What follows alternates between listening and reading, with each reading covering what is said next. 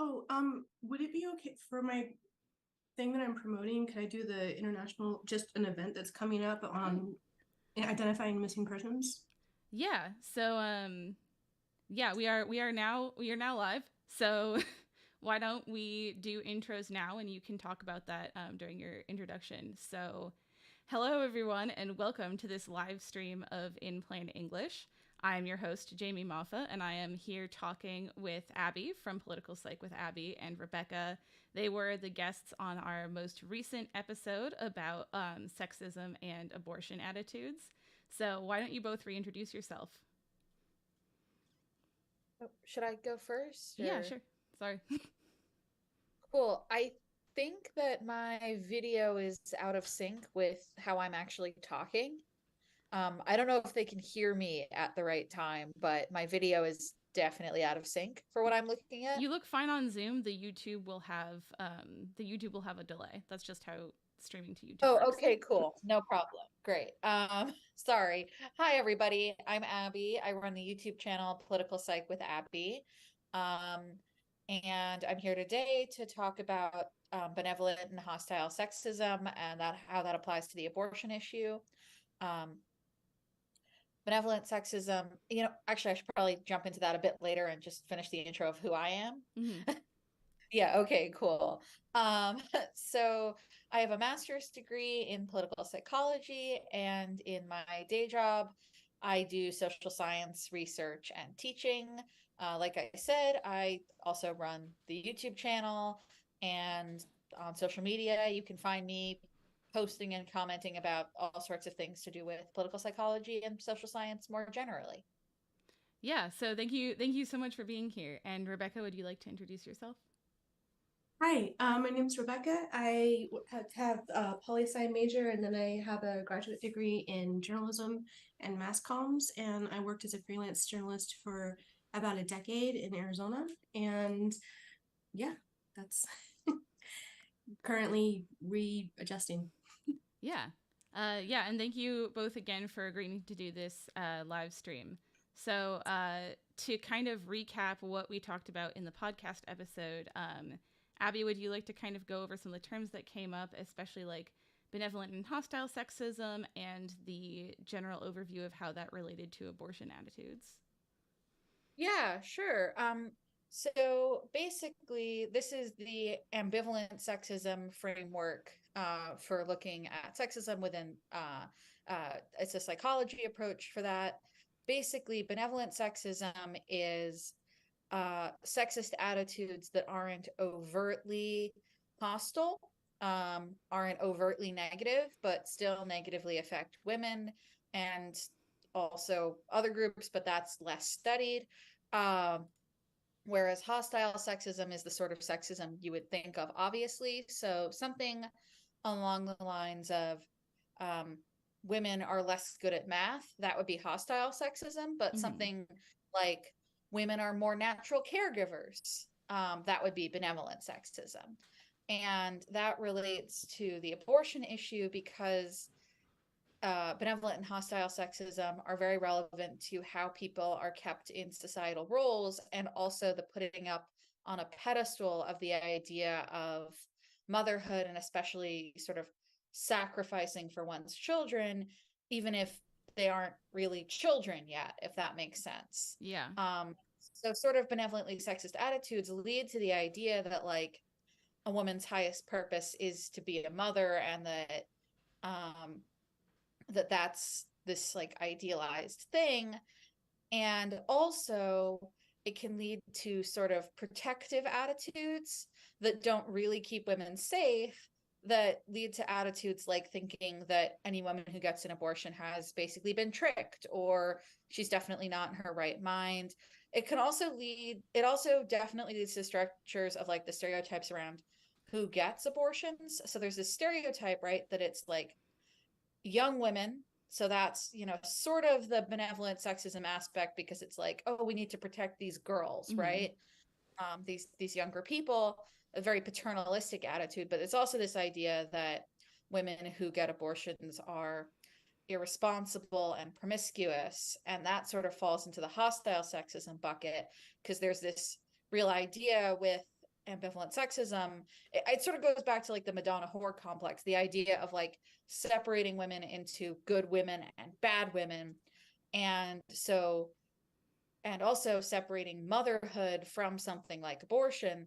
So even though a very large fraction of people who get abortions already have kids, there's this whole thing of wanting to, if you're in the anti-choice side of things, really completely separate them as sort of groups, right? Making it seem like giving the idea of who is the person who would get an abortion, if that makes sense.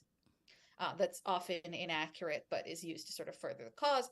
And it also leads to, especially more recently, a lot of anti-choice activism trying to couch itself as protecting women or looking out for women, even though it's not really doing that. And there's a really disturbing history of we're just looking to protect women, especially we're just looking to protect white women, being used in other issues as well to mistreat other marginalized groups and to control women. Yeah, absolutely. And I think we talked a little bit on the podcast about how race enters into this as well, and who is more likely to be on the receiving end of benevolent versus hostile sexism. I also want to interject and let anybody who's watching know that this is a Q&A. So if you have any questions, please put them in the chat and we will answer those as they come up. But something that I wanted to bring up was, since doing the recording of the original episode, having this like benevolent versus hostile framework in my mind, I started seeing like benevolent instances of other discriminatory attitudes. So like benevolent racism, thinking that basically you need to treat people of different races differently because it's better for them. Or benevolent like transphobia, thinking you need to protect people from doctors who are trying to transition them. Like this thinking comes up a lot, and I'm wondering if there's research out there that kind of links these mindsets together. Yeah, so I'm not an expert on that, but I do think that there's definitely some people in the field who think that sort of these benevolent attitudes can play in different dynamics like racism. I don't know if I've seen any work on it for transphobia necessarily, except for benevolent sexism being a contributing factor for transphobia, which I've seen a fair amount of evidence that it is. But I do think, you know, this whole protecting people from themselves attitude can be seen a lot as justification for a lot of forms of control and bigotry historically. I mean, I think it comes back to this sort of paternalistic attitude. And thinking about history, right? Like my undergrad was in history. You can definitely see that from like a lot of colonial powers who will be like, oh, we're just, you know, protecting our subjects, that kind of thing. But I do want to say that like I've seen a lot of evidence that the dynamics of sexism are sort of different from the dynamics of something like racism typically, because there tend to be very tight bonds between the two groups in a way that there aren't necessarily otherwise, right? Like if you're looking at, you know, I mean, obviously most people know people of different races, but someone who's very racist is unlikely to have a lot of people of a different race like in their immediate family. Their partner is unlikely to be. Whereas typically, you know, sexism kind of arises in close quarters, right? Yeah. You know, typically there is that sort of intimate association between men and women, which I think does give sexism sort of a different shape psychologically than a lot of other forms of bigotry. Especially because like the exact dynamics of that relationship both can sort of give rise to sexism and are like shaped by it. Yeah, absolutely. And I think we touched on this like really briefly in the podcast, but the flip side of it where you know, people talk about toxic masculinity a lot, which I think might be kind of comparable to the hostile sexism, but even assuming that in a relationship, the gender roles, even if they're positive, can be limiting to both partners. Absolutely, yeah. Yeah, no, I mean, there is this element, right, of benevolent sexism, even that stereotypes women as better at certain things, but that, you have to realize that also means stereotyping men as worse at them, right? So I do think that this sort of thinking might be putting men at a disadvantage in certain more caring oriented professions, or even the way people assume people interact with their kids and who handles what percentage of parenting responsibilities and that kind of thing. And then that can come back around to hurting women because, it's not just a couple less attentive fathers, it's societal structures telling men that they can't be as involved parents, right? That's not what's normal for them and not what's natural for them, right? um yeah, and I will say that, like, I did an entire class when I was in undergrad on the psychology of sex and gender. And I mean, that's a one semester class in undergrad, so I'm not an expert, but like, well, there are maybe some tiny differences in abilities for very specific things between men and women. They are nowhere near large enough to justify the societal differences and like gender roles and that kind of thing. Um, and even the tiny differences are pretty heavily disputed. So like, the argument that this is just natural is not scientific. Yeah. Although, Yeah. unfortunately, a lot of scientists, or maybe not a lot, but I've definitely encountered scientists who still like use very traditional sex and gender framings in their research. Oh yeah, that can be a real issue. And I do think that it's an important thing for psychology as a field to, like, move towards being more um gender inclusive. And yeah, I do think that, yeah, no, most of these theories are very much sort of just developed to deal with men and women. Mm-hmm. Um, there really does need to be more work in this field that integrates like the experience of people who don't fall into that binary.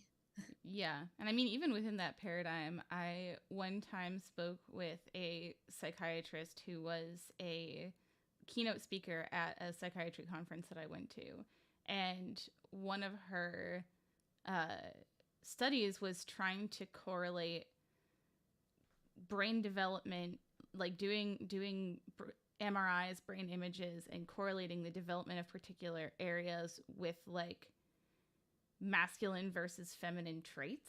And you can imagine what those traits were. I mean, she was using Yeah. a questionnaire from the 90s, which at that point they still should have known better. But the feminine traits were things a lot like sociability and caring and that kind of stuff, and the masculine traits were like leadership and confidence, and it's like Yeah. I was speechless. Yeah, it's strange. I mean, like, the way gender affects society and psychology is like absolutely something that should be examined, right? Um, but there is this idea that like there are more set gender roles historically than there really are. This is why I actually think more psychologists should study history. Mm. Um, because there's definitely this idea, like I even got this in some of like my master's seminars of like, oh yeah, no, women historically have always done like almost no physical labor and like all these things. And it's like, and always, basically assuming that like the advertisement version of 1950s America is how gender dynamics worked for all of human history. And that's just so not true. Or like the assumption that there was basically now and caveman times. And I'm like, we have so much more history and so many different societies to look at. Mm-hmm. I can point to societies that have like very different gender dynamics. And like there are certain patterns that arise throughout time. Unfortunately, patriarchy is very common. I would hesitate to say universal, but definitely common, right? Um, and So what was I going to say? Yeah, it's funny, really, the look at just not really examining history for prior examples and trying to figure out, what roles are what. And I really think, like if you're looking at if you're looking for the development of gendered roles and gendered behavior in something as universal as the brain, it's interesting to be looking at these roles that are historically not universal. Yeah. I'm not enough of a neuroscience to say that that's certain neuroscientist to say that that's like bad research. But it's certainly an interesting approach. I am a neuroscientist and I think it's bad research. But Yeah. we do have a question in the chat, and I think this is a really great question from Jennifer. So she asks, how would you suggest speaking with or explaining to women about benevolent sexism, specifically those who may not see or recognize it? Yeah. I think it's important to give examples. And I think it's also important to make people realize that benevolently sexist attitudes are very common. So they don't have to feel really that guilty about holding them or having held them. But I think it's also important to emphasize the ways in which benevolent sexism limits women, because it's much easier to get women on board with, I don't want to be, you know, actively demeaned than, no, I want to insist on splitting the bill at dinner. Yeah.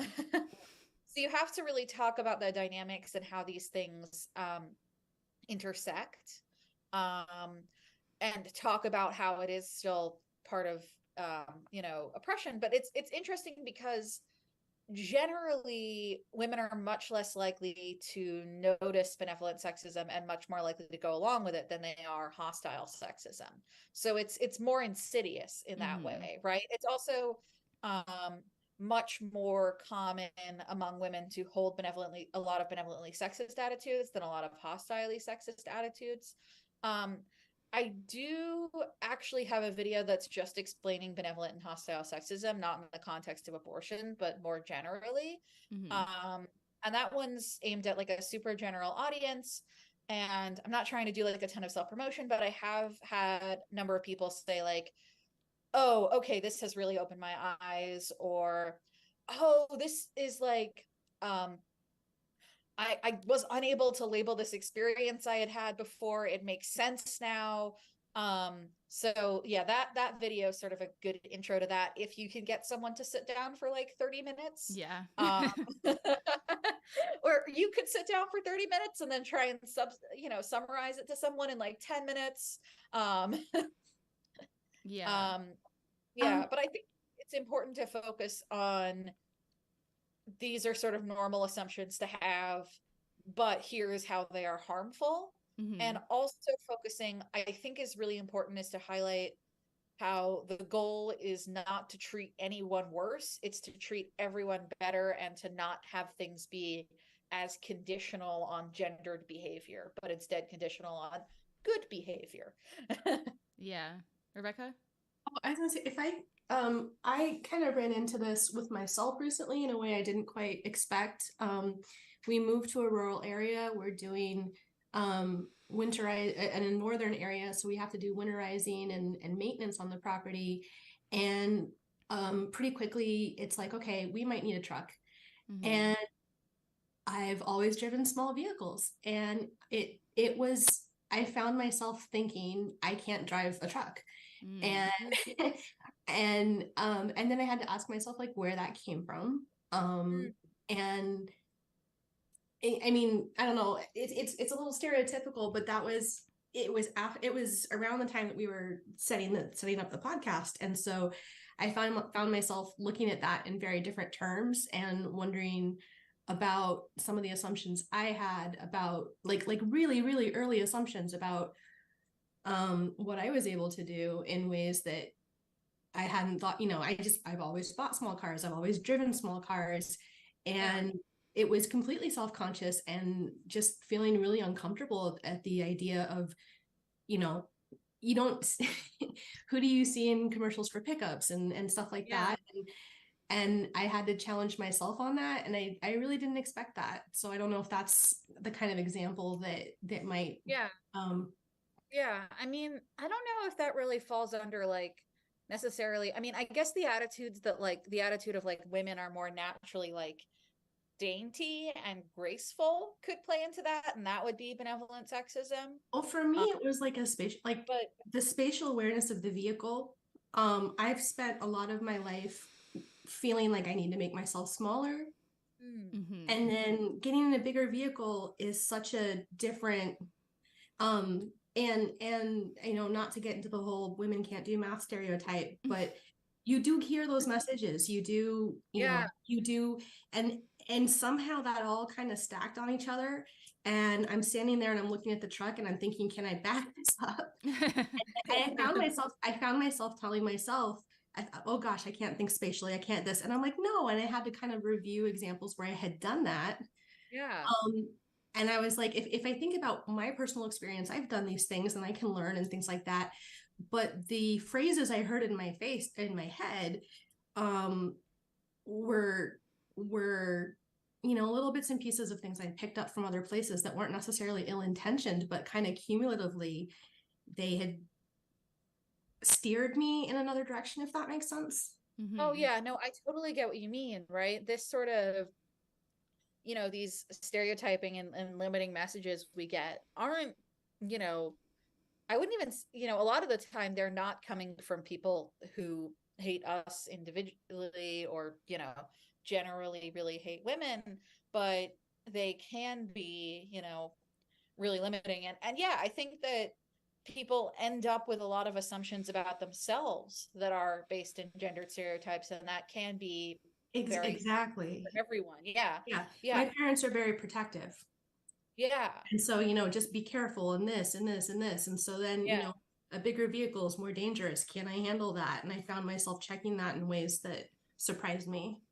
Oh yeah, I mean, Mm-hmm. I definitely think a lot of these like hyper protective attitudes can be very limiting, right? Especially because there's this training of especially like women to believe that the outside world especially is like where all danger comes from. And there is real danger, but it can sometimes be exaggerated as a means of control, if that makes sense. Absolutely. Um, yeah. Um, yeah. And It, even I think some elements of like you mentioned like the idea that someone's seeking an abortion might not be in their right mind or might not be, and I've not personally encountered that in my life, but the idea that I might be a danger to myself has definitely been a consistent issue, that mm, things might be over my head or out of my reach, and maybe I should let someone else do that. yeah. Yeah, I think there is that sort of attitude, and it's tough, right? Because you do actually want to look out for people in your life and you want other people to look out for you. It's just difficult because it ends up this sort of gendered limiting mess, if you know what I mean. I had a really interesting conversation with one of my friends the other week, because she was saying like, oh yeah, no, my boyfriend, he wouldn't like it if I like went to I live in Chicago. He's like, yeah, no, he wouldn't like it if I went to like the South Side without him in the evening. And I'm like, okay, but sort of, because she was talking about like, well, don't we like need men to protect us, right?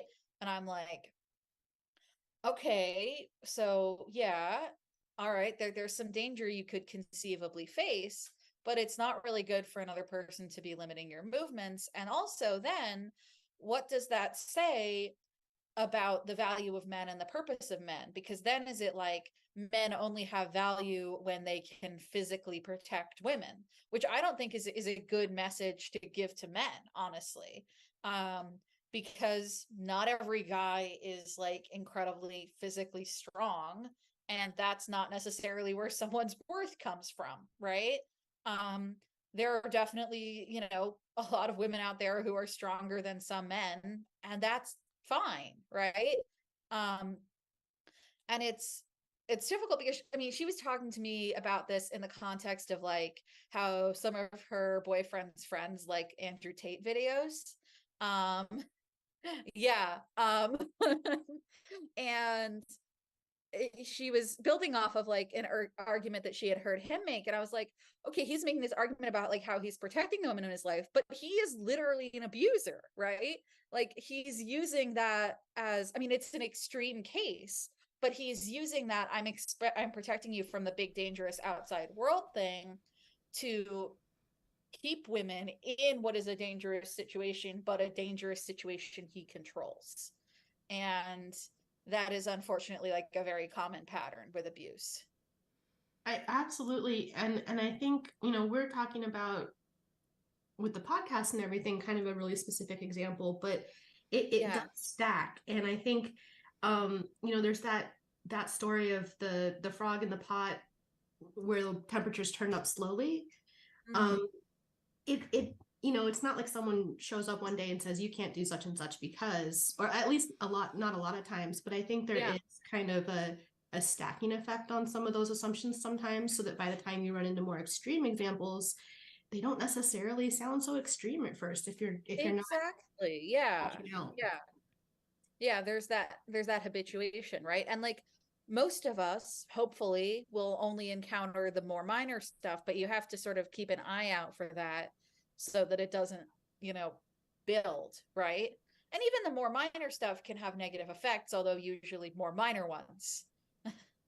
Right. That reminds me of a piece I heard about, I think it was the Chicago finance industry and racial issues, and the plaintiffs that were involved in what ended up being kind of, I fact check me on this. I don't know if it was a class action suit. I don't know if there's enough people, but initially it wasn't until multiple plaintiffs got together that they realized there was a pattern, and there was a lot of like, am I imagining this?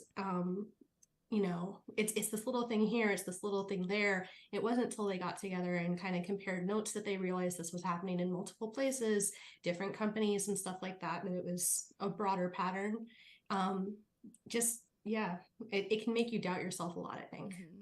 Yeah, no, totally. There is this whole figuring out whether or not something is systemic, right? And that's really important for social change in general, because so I'm gonna draw on social identity theory here, which I explain better actually in the video I just put out and in a video I did a while ago, which I don't remember. I might have just called it like, I think it was called something about solidarity. Anyway, um, but basically what that is the idea is that people have to have like a collective identity and a set of collective interests in order to accomplish social change as a group. And there's this idea that if people think they can get through their problems on their own, um, individual mobility is typically what it's referred to as, then they won't sort of band together as a group. So I think it's, you know, any issue you're having in your life, I think it is important to realize whether or not like, oh, okay, this is a me thing. I'm going to go off and deal with it on my own, which some things are, or like, oh, okay, like thousands of people globally or 4 other coworkers I have experienced the same thing. Are we better off trying to deal with this together? Yeah. Which is sorry, now I'm thinking of the writers and actors strikes going on right now. That's a really good example. That's pretty textbook collective action, shared identity, shared set of goals. And I've also been really impressed with that, where there are like a lot of actors who could maybe get a little bit more for themselves, but are sacrificing for their actors and writers, but are sacrificing for the longtime interests of themselves and other people in their same sort of category. I've been impressed by that. One of my favorite sayings is a rising tide will lift all ships. Yeah, no, I think that is a, you know, a pretty good point, but I think that's, you know, yeah, exactly. And the tide has to be made out of people who are putting in an actual effort is the thing, I think, in most cases. You brought up the issue of representation earlier, which I really appreciated, and also looking at history. And I think one thing that was really interesting to me in journalism is in poli-sci, sometimes we talk about the pipeline problem. It's not just who's in charge of government, but also who's entering the pipeline, who's running for local office. So in journalism, the program I was in was heavily I would have to double check, but I think it was over 50%, probably closer to 60% young women. But the further we got in our careers, things would get, people were getting, I had like 3 classmates who got knocked out of journalism when they started having kids, and literally were not getting paid more than childcare cost. It was not. Yeah. And so what happened, like I started being aware of this for as well, I mean, I was always aware of it, but when things like George Floyd was happening in summer of 2020, a lot the people that were covering these events were not always matching the people that were on the editorial desk or higher in the company. And that's fine, but there's like the issue of what stories are being told and how they're being told. I suspect that's not unique to journalism. And even like in psych, like who's picking what research topics to do. And definitely. Yeah, and we definitely saw two things. We would see reactions like I pitched something on a domestic violence program and I got asked, well, how is that news? And I'm like, well, the program's new. It's a pretty consistent That sounds issue. like news to me. Yeah, and it wasn't, it wasn't malicious or anything like that, but just like some of the assumptions would be different. Yeah. And then also like how they're covered. And I suspect that translates a lot to the research that you were talking about, like what questions are we asking? And it's, I'm sure it's not malicious, but if you don't come from a background where you've experienced some of these things, you might not know to ask these questions in the first place. And I think that representation, who's in the newsroom or the research room and who's in these conversations, is a huge question, just so that we get those points of views even into the conversation, because it's been really disappointing sometimes. I want to be learning from my editors who are awesome and great at their jobs, and it's really hard to push back on them when they're my boss. Yeah, no, and I don't want to be disrespectful. I don't want to be challenging them, but at the same time it's like, this is important. I'm glad you haven't encountered this, but I know so many people who have, and this is a story, and it's no, I totally get where you're coming from. And I agree. I think, I think some of it is like an attitudinal thing, but I think a lot of that, even more than that, it sort of contributes to systemic things, right? Like you were talking about a lot of your colleagues who had to drop out of journalism after having kids, right? And, if we had the sort of social attitudes that encourage, men to be more involved with childcare, assuming that those women had male partners, which obviously is not always the case. But in a lot of cases that is the case, and it is part of the sort of systemic issue of men not being as involved. So that's part of it. But then you also have to have the systemic element of, do you have the right kind of leave? Do you have the right kind of financial support? Do you have affordable childcare? All those sorts of things. So you can't really just fix the attitudes, right? You have to fix the system too. And that, I think the pipeline stuff is really important, because also I see this with psychology too. It's a little harder for me to identify like exactly where the biases are in the research, although I will say a lot of it, I would say, has to do with geography and class, like which areas are being researched, both like economically and geographically. There are definitely really strong biases there. And I think part of it too isn't like that people from less advantaged backgrounds are like actively treated really badly. I mean, that does definitely happen. But I really think that a lot of it is that at this point in the social sciences, becoming an academic social scientist is a bad move financially. Like to the point where like so I don't come from like a ton of money, but I'm fine. Like I don't have to worry about where my next meal is coming from anywhere ever, if you get what I mean. Mm-hmm. So I'm pretty lucky, but I'm still considering, one of the reasons why I'm really strongly considering not doing a PhD and moving into consulting or government work. There are a bunch of reasons, but one of them is the money. But even more than that is RA research assistant positions, lab manager positions to a lesser extent, the sort of internships, the sort of experience you need to build a resume to apply to a master's or a PhD program in psychology and social science.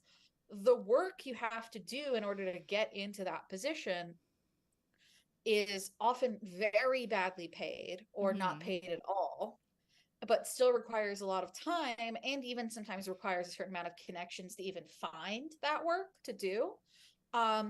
So I've had a fair number, I've worked in social science things for a while, and I've definitely encountered colleagues who I'm like, yeah, you'd be a pretty good social scientist, but you're going off to the business world after this because you don't have any family money and you want to be able to make good money for yourself and have a good future and give some money to your family. And I 100% respect that. But also, now that background you come from is underrepresented Mm-hmm. in social science.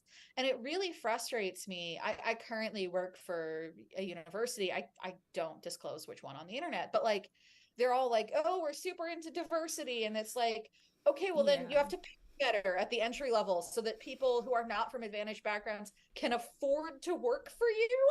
Yeah. Um, Absolutely 100% in journalism yeah, too. Yeah. Yeah. yeah. So to kind of bring it back around, I'm wondering, because the research article that we looked at and the research I've seen in psychology is all kind of like more on the individual level. It's looking at like individual attitudes towards abortion and like sexism of like individuals within a population. And I think we run up against a problem of like, you can kind of use that information to talk to individual people about what is benevolent sexism and like recognizing it and maybe trying to change individual people's behavior. But do you see there being like any research or a way to use the research to make more systemic change along the lines that we've been talking about? Yeah, I mean, I think systemic change is difficult but possible, and I think that individual changing the way individuals understand things, especially individuals who are activists and who have a wider reach and a greater impact, can be a contributing part of systemic change. Because I think, you tell someone about, oh, okay, this is how benevolent sexism plays into the abortion debate, and then let's say that person is a pundit, and they go on the news and they're talking about it, and this person who is anti-choice is like, no, we're just trying to protect women. Then hopefully you've equipped them with a better counter to that, and then and hopefully that reaches more people.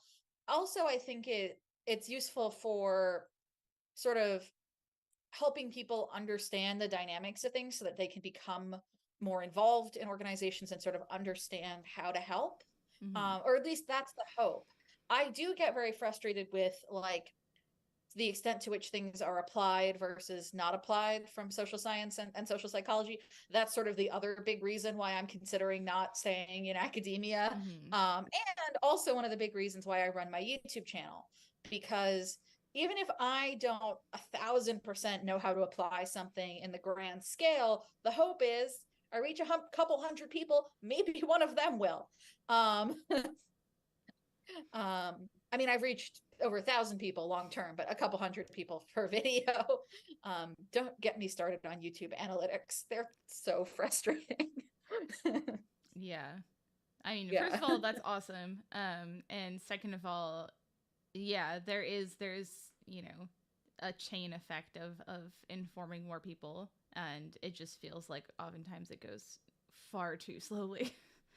It really can. Yeah. I mean, that's one of the reasons why I'm so passionate about communicating this science rather than just writing academic articles, because I'm like, okay, well, even pretty disappointing viewership for a YouTube video is possibly more than a reasonably successful academic article. Which is a little bit sad, but it's also kind of true. I mean, Yeah. obviously you're reaching different people, and I don't want to belittle writing academic articles because that is really useful, but there is sometimes this sort of tragic disconnect between what's happening in science, especially social science, and the outside world, right? Because like if you're talking about like um if you're talking about something like medicine, it can help people without them understanding it. But social science can't really as much, especially political psychology. Mm-hmm. And the concern with political psychology, of course, is also that if people don't understand it, it can be used to manipulate them, right? In a negative way. That's Yeah. one of the big reasons why I'm explicitly political with my YouTube channel. Like I'm not apolitical because I don't think you can be in political psychology. I've had people get real mad at me about that, but I'm like, okay, but like it's political psychology. If we're not trying to further certain political goals, why are we even doing this other than the fact that it's interesting? Yeah, I appreciate that you mentioned that because one of the things I don't know if a lot of people realize is like how you can bias studies just in the wording of the questions. Like Oh, there's absolutely. yeah, Yeah. definitely ways you can shade that.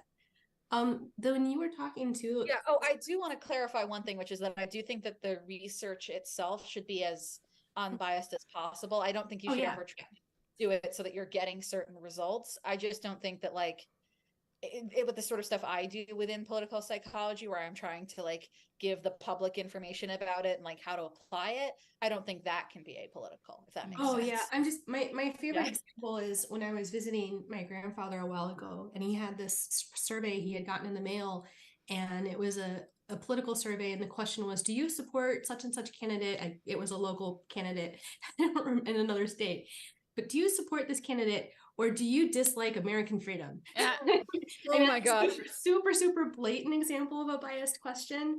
Um, but yeah, Yeah. sometimes people I mean, like hopefully that's being used for like campaign marketing rather than hopefully. anything that anyone's calling like real polling. Mhm. Um, Although apparently there are some polling companies that have methodology that's not totally dissimilar to that, mostly on the Mhm. right.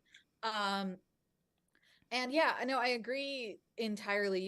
You shouldn't, and you can't ask questions like that. But it's really interesting because that comes down to a thing that I actually discussed in my most recent video that just came out yesterday, which is issue framing, which is basically like the way you ask a question or the way you frame or describe an issue affects whether or not people are going to agree with you on it, basically. Mm-hmm. Absolutely, yeah.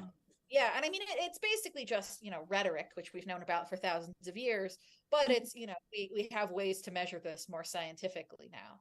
Well, and I think we don't talk enough about the sourcing of information, especially, we're in this new era of information and communications with the internet. Um, Yeah. I heard about I think it was from the You're Wrong About podcast. There's a series of episodes, and one of them's about the Dixie Chicks. And they're talking about how people consume information. And one of the things that Facebook does similarly is that if you put in a link from an established media organization and a personal blog, they look the same on your Facebook feed. Oh yeah. Well, Mm-hmm. they did a survey, and apparently a lot of people didn't realize that Facebook feeds weren't curated. So they thought there was someone at Facebook like checking the links before they were posted instead of Oh yeah. so they're looking at all these equally formatted links, that all have the same font and all have, and Yeah. they're weighing all those sources individually. Or for your example, they see a if you see a news article that says polling says that such and such organization, well, what you I like to double check what that organization is that did the poll, because the Pew, great, Yeah. their methodology is solid. Heritage Foundation, I want Yeah. to see the questionnaire. Yeah, honestly, if there's like one thing that I wish everyone learned about social science in school, it's like, how do you check the methodology? how do you check if the methodology is real and legitimate? And I can't always back check, someone's statistical techniques. I'm not that amazing at stats, but I can at least go in and be like, okay, the stuff I do understand makes sense, and this is, peer reviewed, which bad things make it through peer review sometimes, but it is usually a good indicator. So I think that is a really useful thing to look at. Yeah, no, it is this whole thing. And I think what's also really interesting is that I think a lot of people think that what they see over the internet is curated more by a human than it really is. Absolutely. um, Especially older people. Like my grandfather used to refer to his navigation system as the lady in the sky. Like he thought there was like a lady in a satellite sitting there giving him directions by his GPS. Um, Well, and I mean, just like when my parents were growing up, there was like what, four broadcast stations. yeah, Part of the whole setup behind broadcast was that all the major stations had a certain time in the evening where like this is informational programming, and to go from four broadcast stations and not, I don't want to say like oversight, but there's a yeah, lot of checks and balances there. To now I can put something on Twitter or yeah, X, it just goes so much further, but there's no yeah, fact checking it. yeah. No, I mean that is the thing. I mean, I'm hesitant to treat it as like a totally new phenomena, right? Because you do have historically, um, you know, a lot of misinformation still got around a lot, Yeah. right? Um, I was listening to a podcast that was describing newspapers in like the 30s in Europe as pretty similar to like blogs now because printing was really cheap. So people would just like air all their grievances and write stories necessarily true and then distribute them to hundreds or thousands of people and they could become very popular. So um I like it's interesting because I think it's an indication that like the medium isn't always an indicator of quality. Mm-hmm. It can be, but it isn't always. Yeah, so I mean, learning to check sources is honestly think something I think should be emphasized, and learning how to recognize biases, I think is also something that like should be taught way more in school because we're in an age where we don't have to memorize very much, which is fantastic. But there's just so much information out there, and learning how to filter it is like such an important skill and kind of a difficult skill, but I think it is one that can be taught. Yeah, for sure. Um, Absolutely. And I think early, like as early Yeah. as possible, because like I remember I feel old. I think it was like high school when Wikipedia came out, and that was a big Yeah. I mean, but you can now, in elementary school, jump online and start Googling things for your paper. And so that source awareness, like, I don't think it's ever too early. Yeah. No, Um, totally. when you were Um, talking about solutions, two words that came to my mind were interdisciplinary and systematic. yeah. We talk about like what the 50s looked like, but that's what the 50s looked like to some people. And Yeah. there's that phrase, owning the means of production. The people who had the equipment and the access to the airways are the people that decided what that era looked like.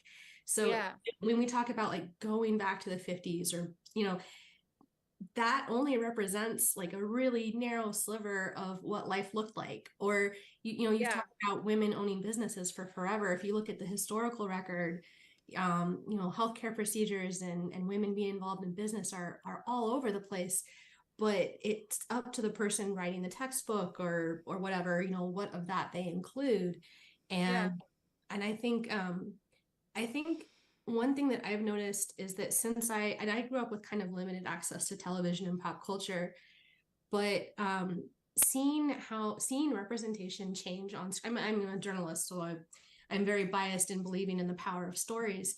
But Yeah. seeing people come forward and say, this is my experience with discrimination, or this is my experience with abortion, and there's a high personal cost to coming forward.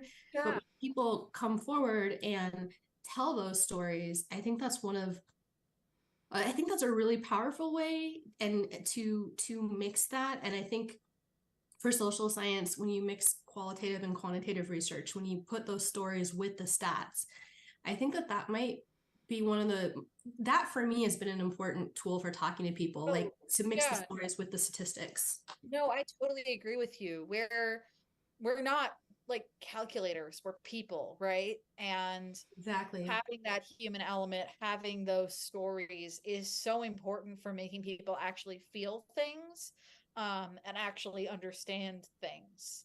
I think you can't really, you have to keep that human element in there. Otherwise, you're just, people aren't going to understand. They're not going to care, really. So I agree entirely of mixing the statistics with the human element. Yeah. I think sometimes we think about diversity as what people look like or how they represent, but especially with the current SCOTUS Supreme Court situation, I think checking ideology and checking and not even that, but checking background, like it's so I one of my favorite things is to talk to people from really different backgrounds, compare notes and see if what their perspective is on the challenges I'm having in my field and trade Yeah. notes. And yeah. Yeah. So I guess Yeah. I mean, sorry, go ahead. oh yeah. I mean, I was going to say I'm all for talking to people from all different, backgrounds and ideologies and all that kind of thing. And I think that that's important. I do think that sometimes people are like too much like civil discussion, bipartisanship on things where it doesn't necessarily work. Um, but I think where it does work, it's good to do, right? I'm involved with a local environmental group here, and we had a speaker a couple, like about a month ago, whose name I'm actually blanking on, but he's really interesting, who's a Republican who I disagree with on a lot of different issues, but he was talking about climate change, and he had this idea for having carbon be the primary thing taxed in the United States. Like basically that carbon is the main thing that gets taxed other than income. And I don't necessarily agree with that entirely, but I think that a heavy carbon tax is probably a good idea. And it was like, oh, okay, like we have very different ideology, but on this thing, I could absolutely see myself working with you because I like your idea. I think it's a good idea. And I think we have the same values and care about the same things on this issue. So I think a lot of that sort of stuff has to be approached on like an issue by issue basis, because I think the same guy, if we were talking about the abortion issue, I would not be allied with him, if that makes sense. And I also think it's important to keep in mind that like there are certain instances where like you just shouldn't have to put up with someone if they're being really, really awful, really, really bigoted, that kind of thing. Yeah, no, and I'm always up. I like having a nice discussion with someone who disagrees with me. It's just the difficult thing is always when they cross a line into being hateful, right? Absolutely, yeah. Yeah, Well, like and I was thinking more like with Justice Jackson, there's a lot of talk about her, how who she is. But I think one of the things I found most interesting about her was and I was really surprised to learn this. If I understand correctly, she's the first public defender to be on the yeah. Wow. and that's a huge different way to look at the law and so that kind of a change of background, like, do we have a diversity of experience, do we have a diversity of perspectives, that kind of interdisciplinary thing, like don't assume that Oh yeah, totally. don't assume that just because someone's a woman they're liberal or conservative or either one, but like Yeah. find out who they actually are. Yeah, no, I think that is really important. And I think it's difficult because there is this tendency to sort of flatten people when you're doing social science research on Yeah. larger populations. And I mean, to a certain extent, that's necessary. But what's always really frustrating is when people then try and view their own experience or own ideology purely in terms of those flattened labels. That's something I encountered a lot. I did a video like 2 years ago on the political compass and political compass memes, which is one of the worst ways of discussing politics on the internet. And I think a big part of it was that people take this test, which has similar like axes to academic measures of ideology, but like is not scientific, is completely untransparent about their methodology, all that kind of thing. They take that and they're like, oh, okay, I'm in this quadrant.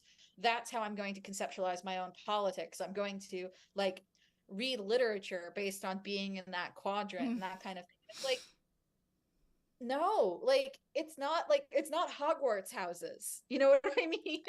Like the goal with politics is not, choosing a team and then rooting for them. It's trying to figure out what the best outcome is and how to get there, you know? I've heard it called the American idolization of politics, or the sportsification. Yeah. Yeah. I mean, that comes back to the social identity thing, because social identity is this thing that's super useful for understanding and studying politics. A lot of the experiments done on it are actually done by having people switch sports jerseys and then interact with each other. That is fascinating. Okay, if I would love a link to that. That is absolutely fun. Yeah, I don't know if I can find it, but it was like a study they referenced in like, I want to say like my first year psych class, where basically they had someone go to, I think they went to a city, and this is like in the UK, like a football, which is soccer.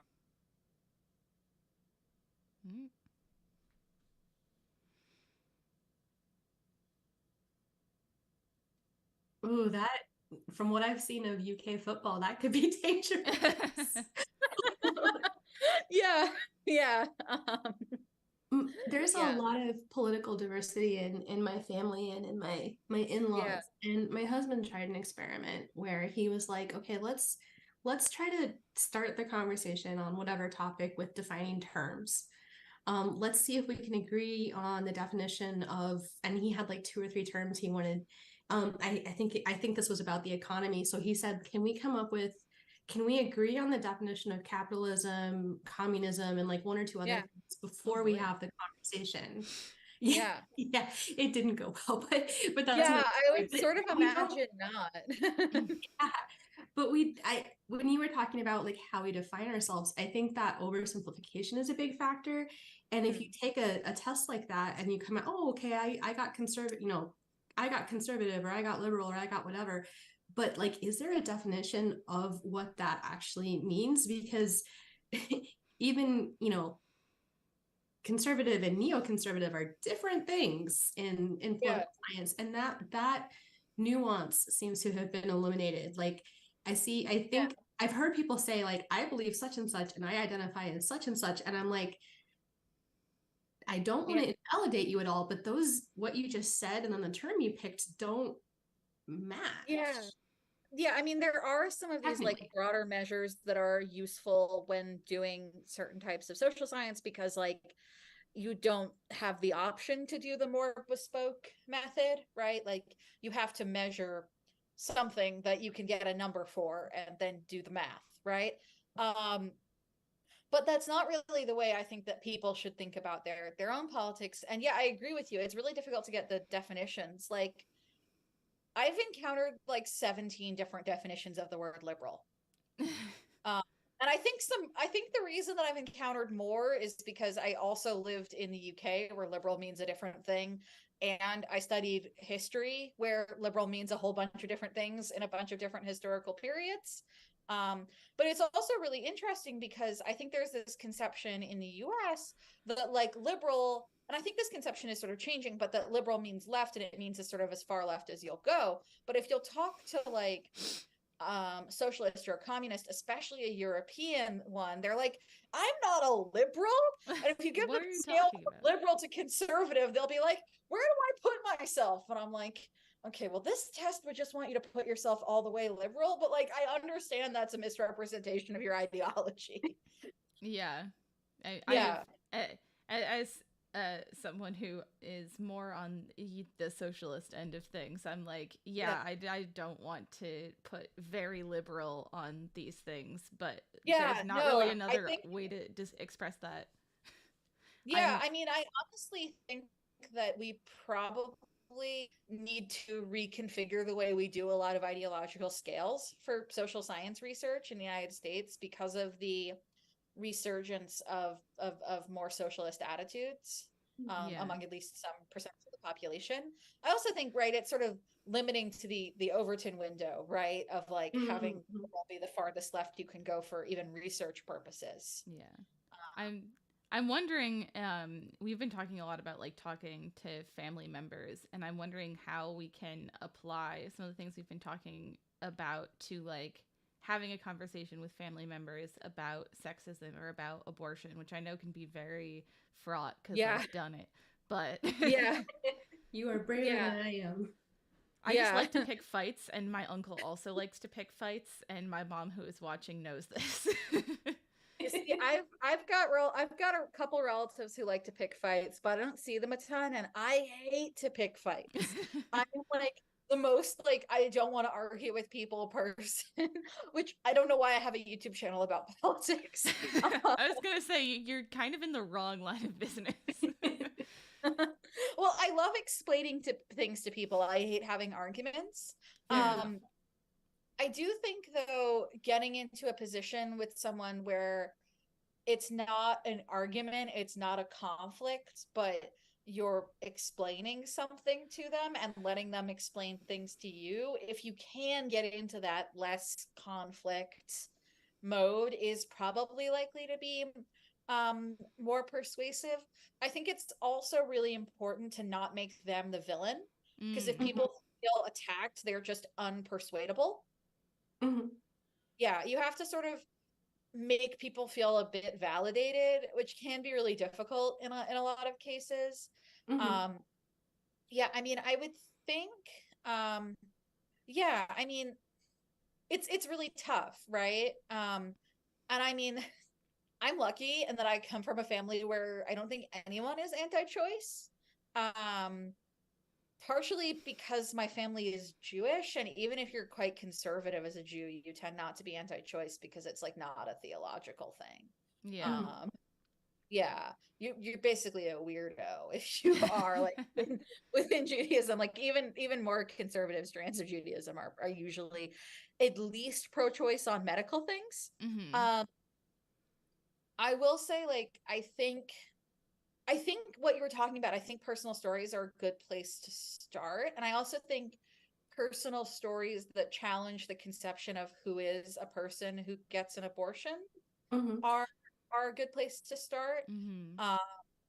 And also possibly with back to sexism, stories of people who've experienced negative effects of sexism, like assault or mistreatment, while behaving in a way that people would still approve of, I think is important. Making people realize that benevolent sexism won't really protect them, I think is really important. Because I think moving people away from victim blaming is really one of the first steps. Because that's one of the really dark sides of something like benevolent sexism, is it just leads just so much victim blaming. What was I gonna say? Well, it's like if you had only done X, Y, and Z, then this wouldn't have happened to you. Exactly, right? Like that's why in the video I did on benevolent sexism, the general one, not the abortion one, I'm like, okay, people are like, well, if you dress modestly, you won't get catcalled, right? And I'm like, okay, I have a friend who used to get catcalled constantly while wearing her mandatory school uniform. What was she supposed to do? Right. You know? So I think that's sort of a good way to sort of challenge people's notions. I do think it's like, I mean, obviously some people just want to sort of argue with family members, but I think it's important to focus on the persuadable people. Because especially so with a thing like benevolent sexism, almost everyone has some level of benevolent sexism, but most people aren't like super sexist. So you sort of find people in the middle, and that's the people who are more persuadable. And then with something like the abortion issue, there are a lot of people who approve of abortion in some instances, but not others. And I think in some cases, these are people who are actually pretty pro-choice, but have heard a couple stories where they're like, well, obviously, I don't want someone getting an abortion at like 8 months, which basically never happens except in like complete medical necessity, right? Yeah. So I think it's important to make them realize that, like, no, you basically already hold a pro-choice position, and the thing you're worried about is very unlikely to happen or won't happen. Because I think that there's this sort of use of horror stories, right? Yeah. Yeah. Yeah, and like stoking that fear, which we talked about during the podcast, of a lot of this comes down to fear. And actually, like, I was having a conversation with my relatives back in 2020 about racism, and a lot of that also came back to like fear. And I think what you said about like trying to validate people's like feelings, but then bring it back into, you know, how that's sort of being manipulated is a good piece of advice, to be like, look, the world is scary, and it's like normal to feel scared about these things, but like that your fear is being used to manipulate you into believing things that aren't really true. Yeah, no, and I think it's nice to sort of give people a reason to be less afraid, you know? Healing almost, I think. And you mentioned victim blaming, and I read and I apologize, I can't cite the source on this, but there was an interesting discussion of what victim blaming, you know, there's always the question, like, what do people get out of whatever? Like, what if why are, you know, if you're doing this, why? And for some people, victim blaming, if I can explain why this happened to that person, you know, she's wearing a short skirt, whatever, then I can not do that and protect myself. So if she got assaulted because she's wearing a short skirt, I'm going to wear ankle length skirts. I'm going to keep myself covered, and that will keep me safe. And on the one hand, that makes sense. Like, you're looking for ways to make yourself feel safe. On the other hand, if it's not accurate, you're not actually making yourself safer. And so that was really helpful for me to understand is that addressing the fear directly and saying, like, well, actually, you know, this is a better way to make yourself safer. Like, let's look at where the actual danger is coming from, and let's find better solutions. But I had never thought of victim blaming is something that really, really bothers me. And I had never thought of it as a fear defense. And that really shifted my perspective on ideas of how to address it. With my in-laws, who are predominantly Catholic, one of the things that I've been debating is I've heard some things at family gatherings about Planned Parenthood that, you know, again, come from sources that are inaccurate. And I've been debating telling my Planned Parenthood story, which was that after graduation, there was a gap where I didn't have insurance. And I come from a background that's highly, you know, I'm supposed to be getting annual checks for was it BRCA for BRCA. And that was the only place that would help me. That was the only place that would take me, that would give me a sliding scale. Like, that was the only way I had access to very important healthcare for myself. And I don't think that people look at me or look at my background and see me as a quote unquote Planned Parenthood person, or, you know, someone, but I'm exactly the kind of person who needed that help. So that's, for various reasons, I'm super conflict avoidant, and I've been debating bringing that up with them. But that's what I've been trying to think of, is how to break that stereotype and explain myself to them, and see if I can start shifting how they look at that population, that the population they think is going to Planned Parenthood for, you know, it's all abortion all the time, and it's people, you know, versus, well, actually. Yeah, no, I think that there is that element to it. And I was going to say, like, victim blaming as like a psychological protective thing definitely came up in some of the stuff I was reading on this topic.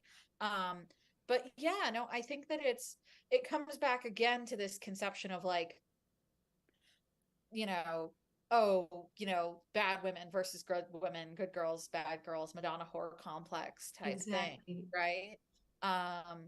Yeah, no, it's always interesting because I think about this stuff so much, I can very much tell like when someone's putting me in one bucket or the other, if that makes sense. Mm-hmm. Um, yeah, like I think out in public, people are mostly putting me in the sort of like in the good woman bucket because I'm like, I'm well spoken. There's a racism aspect to this. I'm white. I'm married fairly young. All this kind of thing, right? Oh, it's hilarious because like when I travel with my husband, people who are pretty clearly very conservative really like us Mm-hmm. because we're a young married couple named Joseph and Abigail. So they think we're like hardcore Christians, and like I'm a Mm-hmm. Jew and he's a communist, but they can't tell. Amazing. um, yeah. What was I gonna say? Yeah. But I get sometimes online, like if I'm talking about really feminist topics or I'm being really aggressive about it, then I'm gonna get the more like hostile sexism being put in the like bad woman bucket. You know what I mean? If you rebel, basically. Mm-hmm. And I think also that this informs the way a lot of like men, especially powerful and wealthy men, think about issues that affect women because they think of the women that they love and the women in their lives as like, oh no, like my wife and daughter, they're good and pure, like they'll never need any of this stuff, they're never gonna, nothing bad's ever gonna happen to them because they know how to behave, all this kind of thing. Mhm. It's not true, right? Um, yeah. It I feels I if heard it, it. sorry, go ahead. Oh, I was gonna say I heard someone again, I apologize, I can't, and this is a journalism habit. What's my source? Mm.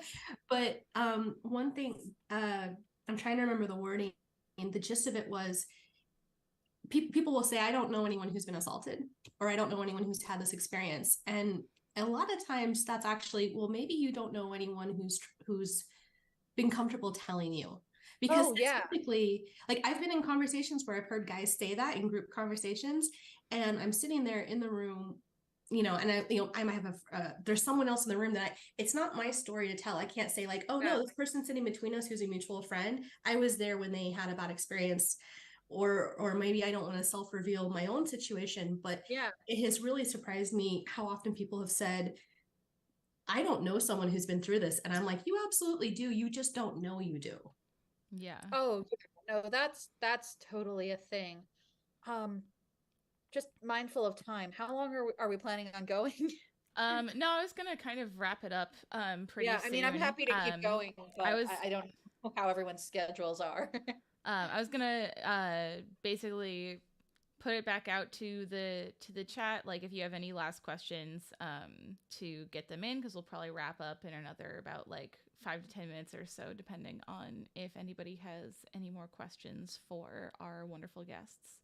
But I'm personally wondering how this integrates with like cognitive dissonance research, because I Oh, assume like when you do know that there are counterexamples to your beliefs or ideologies, like you do know that someone in your family has had an abortion, but you're still pro-life. Like, how is there research on sort of the intersection of like things that are challenging those deeply held beliefs in the realm of Yeah. like abortion?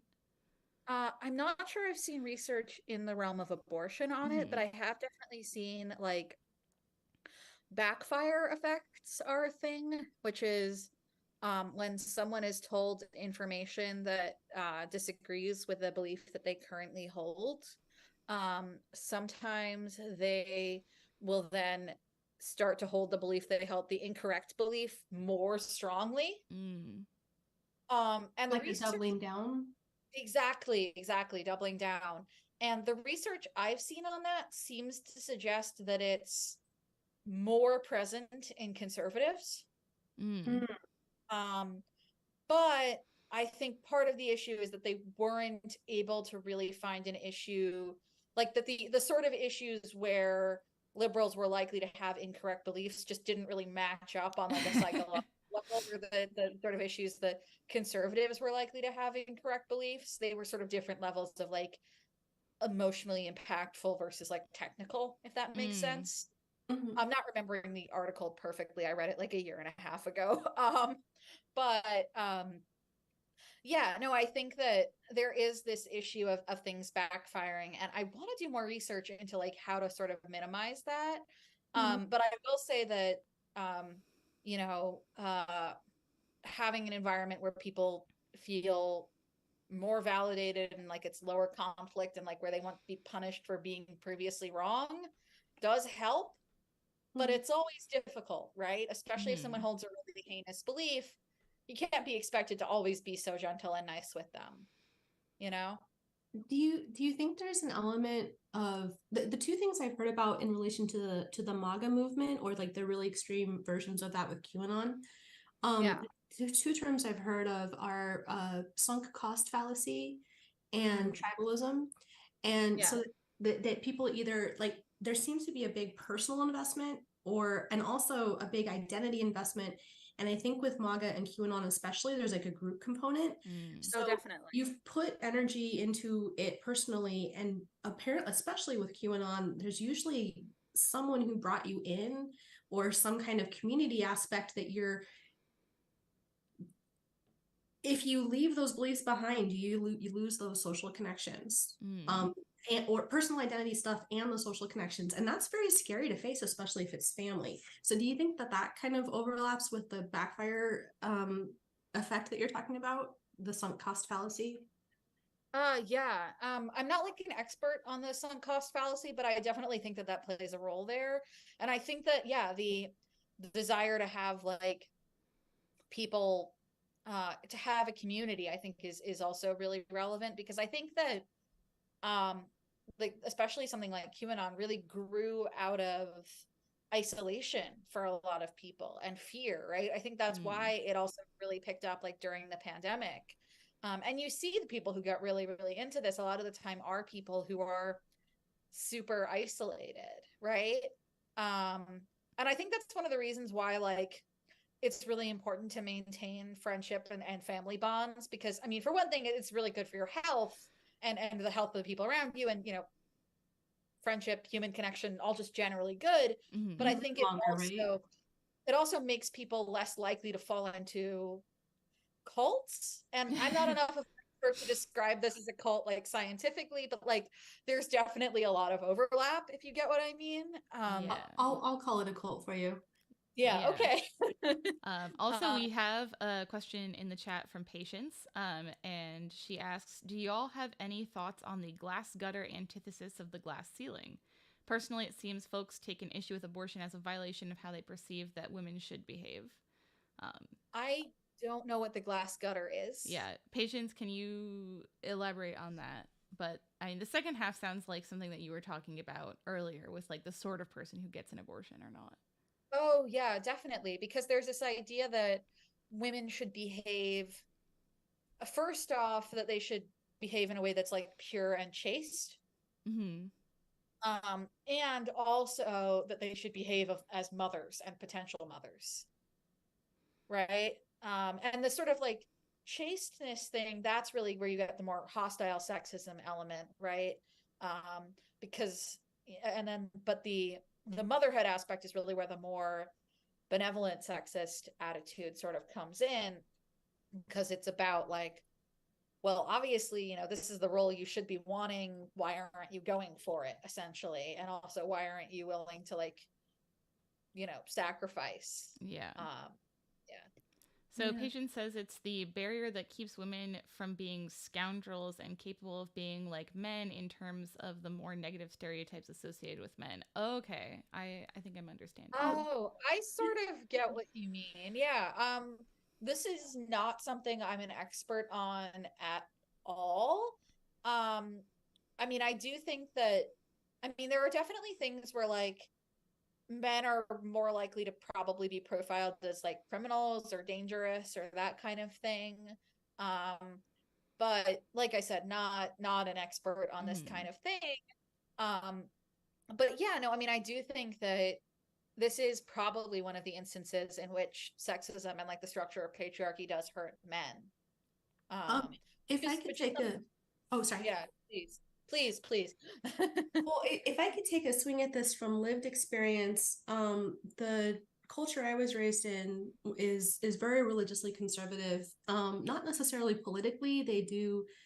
My mom's church was good about the separation of church and state thing, but ambition was not something that we were supposed to like. Don't be ambitious, don't be vain, don't be pushy, don't I'm so conflict avoidant. And going into a career, like, you know, we talk about this in terms of like wage gap and stuff like that. You have to self advocacy is really important for health. It's really important for career, for all these things. And that that upbringing has been a real challenge for me. It's in healthcare situations and especially in job situations, where I feel like I'm stepping outside. Like I get anxiety symptoms if I feel like I've got to push back against this. And so I don't know if that's quite what she's meaning about the glass gutter, but and this might relate even to my truck example. It was just always like, be non-obtrusive, be supportive. I saw the documentary on Amazon Prime, Shiny Happy People, and they showed a tree of how that church's version of it was to divide people into different spiritual roles, and women were almost always described as the mercy giver. Yeah. And that seems like if I'm using this term correctly, that seems like such a glass gutter situation, because if it's a container that you can't get out of. And if you're supposed to be receiving the burdens and carrying them, and that's your role, whether, based on gender or based on your spiritual role, like what happens if you want to go fix the problem, or what happens if you want to, and so my personal religious experience, and it was never explicit. It was always, listen, be understanding, which there's a lot of good aspects to that. But, I was very proud of being the friend that people came to and told all their problems to and things like that. And I'm like, yay, I'm fulfilling my role and I'm doing a good job of that. But then when it was time to turn around and advocate for myself, and my friends weren't in the room, my friends that were called bitches, or my friends that were called aggressive, like, I'll be completely honest, they're much further in their careers. They don't have that same challenge. And I've tried to learn from them, but it does feel like a self-imposed box where I can see what other people are doing, and it's really hard to do it myself. No, I don't know if that's what it is, but yeah, I don't know if that's what it is either, but it's definitely like interesting and important. I mean, I think it's really interesting because like I agree, right? Like being nice, being, placating even to some extent, like being friendly, being supportive, all that stuff is like is all like, it's not bad, it's good. The issue is some people having that expectation and some people not having it, right? If you can be conflict averse, and that's not a problem if you're dealing with someone else who's also like not going to scream at you and not going to be overly bossy, right? So it's difficult because you have to sort of adapt to situations. But then of course you get the difficulty of, if you're a woman who is very assertive in professional situations, then a lot of the time you're going to face that sort of hostile sexism, which can also have negative consequences. So the only way of really winning is systemic change, I guess.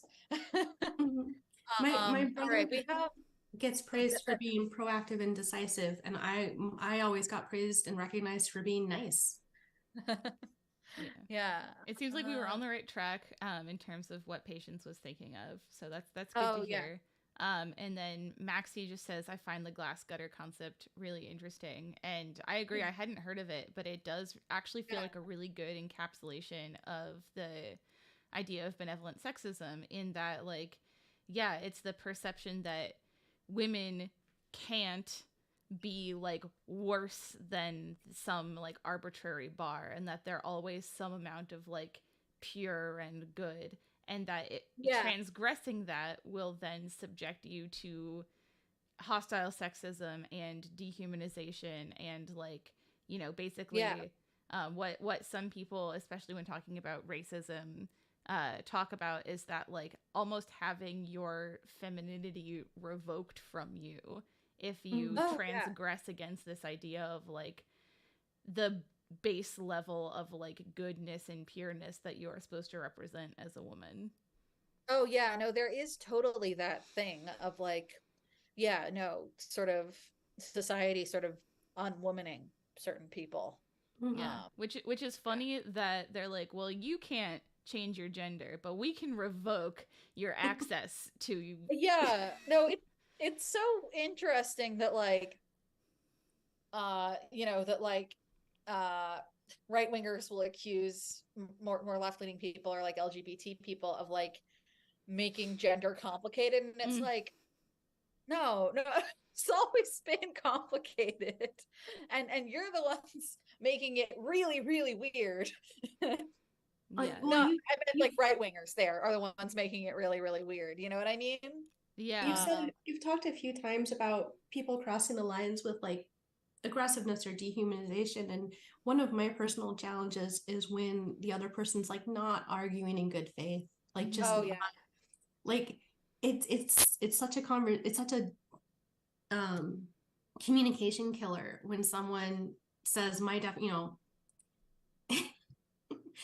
yeah, like these examples. One of the things people say is like, I can't keep track of changes of pronouns. This is so complicated, or a name change. This is so complicated. And I noticed recently, well, first of all, that's not true, because they're all, you know, a lot of these conservative people, like I have family members who don't recognize my name change. And I get addressed in a traditional way, but that in and of itself implies a change of name from maiden name to married name. Mm-hmm. So these same people that say they can't remember pronouns or name changes for gender reasons, they absolutely do. They've been recognizing people changing their names for married reasons, or in the extreme example, if you're, you know, title changes and stuff like that. So they've absolutely demonstrated that they can do it. They're just not willing to. And so when people make that argument, it does, to me, doesn't seem like a good faith case. And I have a really hard time knowing how to continue that without bringing up a word like hypocritical, which is also a communication killer. Yeah, I have a cookbook. That's it's the Congressional Club Cookbook, which is like the club for the wives and daughters of like important DC people from the early 60s. It's a fascinating cookbook and has some pretty good recipes in it. Yeah, Lyndon Johnson, pretty decent chili. Anyway. Anyway, but that one, it has like 10 pages of like how to address particular people and where to see them and all that kind of thing. And like, that's what right wingers claim to be really into. And it's like, and it's so funny because it's like, I feel like a lot of stuff around like addressing people the way they want to be addressed, like it's more important than a lot of etiquette, but it's etiquette, right? Mm-hmm. Exactly. And so and it's good to have some basic etiquette. I don't know why you're against this. Yeah, exactly. And so like since I didn't do a traditional name change when I got married, it's run into this weird situation where people are saying, you can't define me and I can't keep track of these choices, but then they turn around and call me a name that is not my name. Yeah.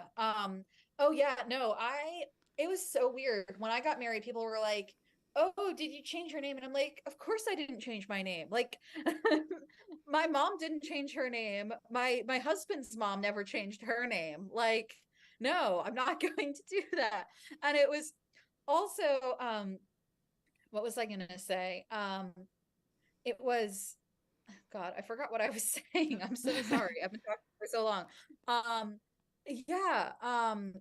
But it was, oh God.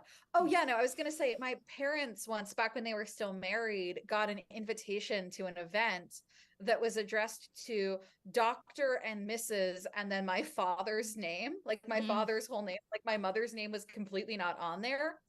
My parents don't share a last name and they never did. And also my mother also has a PhD. Right. So So they not only stripped her of her academic title, they stripped her of her own name. Yeah. And this was, I mean, we went to the event anyway because it was being hosted by like a quite close family friend, but like it was still, my mom just found this just deeply ridiculous. Um, Yeah. yeah. Sexism at work, y'all. Yeah, I mean, but the good thing is that like she was able to find it deeply ridiculous. I think because the household I grew up in was not very gendered or very sexist. So I was quite lucky in that regard because my mom was like, this is hilarious, rather than having it actually mean something to her, right? Yeah, for sure. Yeah. I wanted to open it up to the two of you for anything that you would like to promote before we head out of this live stream. Do you want to go first, Rebekah? Oh, I was looking for the name of the task force I wanted to mention, and I am not finding it. But since I don't have a personal project, I was going to say there's a new task force up here in the Northland for addressing missing and murdered Indigenous women, and that's really exciting. I've done personal kind of subject area interest of mine is missing persons and unidentified persons. So just wanting to promote the organizations that work on that. And I'm blanking on Ishi, NamUs, and other groups that work on that, and some of the new task forces that are coming out to, especially ones that look at groups that don't often get the attention that their cases need to get solved. Yeah, absolutely. If you find the name of that task force, I can edit it into the description of this video. Thank you. I'm kicking myself for not having that ready. I'm sorry. That is all right. all right. Now I feel like a bit of a jerk for promoting my own YouTube channel, but I'm gonna mention it. My YouTube channel is Political Psych with Abby. You should be able to find it via searching, plus there'll probably be a link somewhere. Yes, in the there's already a link in the description, so you can go down there, check it out. It has a lot of the interesting stuff we videos. covered today is mostly I go into sort of more depth and talk about different things and actually remember the names of articles in my video on benevolent sexism and abortion, and my general video on benevolent sexism, which is called something like Sexism Without Hatred. And I just put out a video literally yesterday about 1776 the musical, but using it to explain a lot of basic concepts within political psychology. Sort of a fun primer to the subject, and also just a fun video, which I would recommend. Yeah, that's that. And I'm also just going to plug the concept of getting involved in something in your community that helps on an issue you care about, because I think that that's, especially in a sort of a real world way, really good way to build community, really good way to get something done, and in a world as complicated and difficult as ours, a good way to take care of yourself. Yes, absolutely. I second that. So thank you both for being on this live stream. This was really great. I think we got a lot of great questions. And thank you, Jamie, so much for setting this up. And Abby, this has been awesome. And I'm so glad we got to do a sequel to the podcast. Yeah, this was great. I want to come on the podcast again. Yes. Yeah, I will definitely be in touch. But for now, we're going to leave it there. And you've been listening to this wonderful Q&A with Abby and Rebekah about abortion, sexism, and motherhood. And we will see you later. Have a great day. Bye.